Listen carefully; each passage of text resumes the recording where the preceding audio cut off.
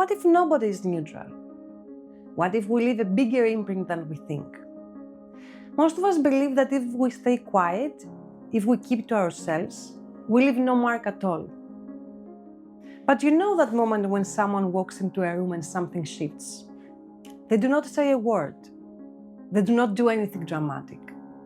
And yet, shoulders relax or back straighten. You can feel it. So, if presence alone can change a room, how much are you already shaping the world without even noticing? Stay with me because this is a conversation about influence that does not need a microphone. The kind that leaks out of us whether we want it or not, and quietly shapes the story of the world. When we think of influence, we picture volume, stages, titles, speeches. But most influence shows up somewhere else entirely. When I left a job, a colleague messaged me. We were not close, we would just sat in the same weekly meetings. She wrote, "I will miss your presence. The way you see things made me think differently." I remember freezing when I read that. I had not mentored her. I was not trying to inspire anyone. I was just showing up and doing my work. There was not a big moment I could point to. And that's exactly the point. Influence is usually a stack of small things. The way you listen, the way you ask a question, the calm you bring when others are rushing. That message made very clear to me that even when we're not trying, we do leave a mark. So most influence is quiet. It can be a look, a sigh, the pause before you answer.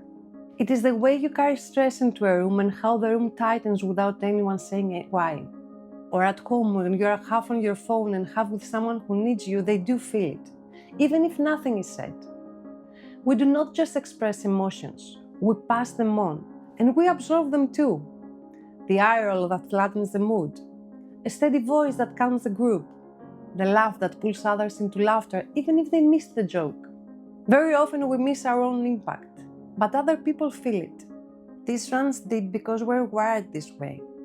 Here are a few ideas that explain what you already noticed in your own life. First, there is the emotional contagion. We catch each other's emotional states without trying. One tense person can drain the patience of an entire meeting, or one genuine and warm person can lift a team simply by being steady. Then there's the ripple effect. Kindness travels, sharpness does too. You are kind to a barista in the morning, they pass that tease to the next person, and it keeps moving long after you are gone. A careless comment moves the same way, just in the opposite direction. Then there is also the Pygmalion effect. When someone quietly expects more from you in a trusting way, you often rise to it. And of course there is the darker mirror of that, the Gollum effect. Low expectations, even subtle ones, tend to pull people down. None of this is abstract. It is how we greet people, how we make eye contact, how we say take your time and we actually mean it. If influence runs this deep, the question is not whether we influence, but it is how. We tend to think change belongs to leaders, movements, or loud voices. And if we're not that, we step back. We don't play our part, but change starts smaller than that. It starts right here, in the mood you bring into a space, in the tone you choose, in the tiny pushes of encouragement or doubt that bend someone's path.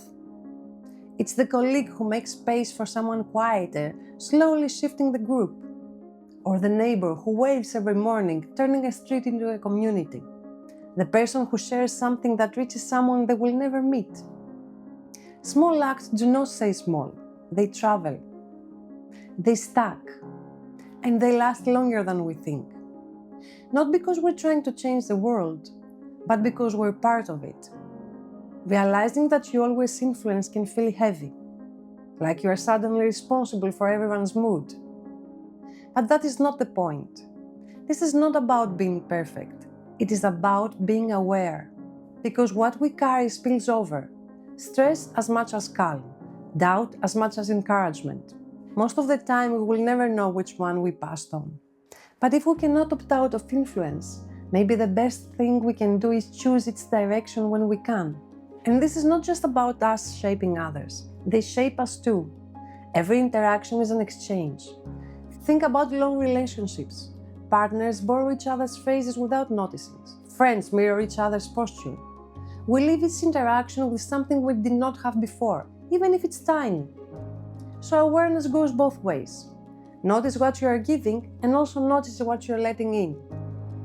When all of these small interactions stack together, they turn into something bigger. They become culture. Families have cultures. So do workplaces. So do online spaces. Not from what is written down in a handbook, but from what people actually do. If speaking up is met with appreciation, people speak up. If it is met with silence or punishment, they stop. And over time, these patterns start to feel normal. Culture can feel big and abstract, but it is built from the same tiny choices we have been talking about all along.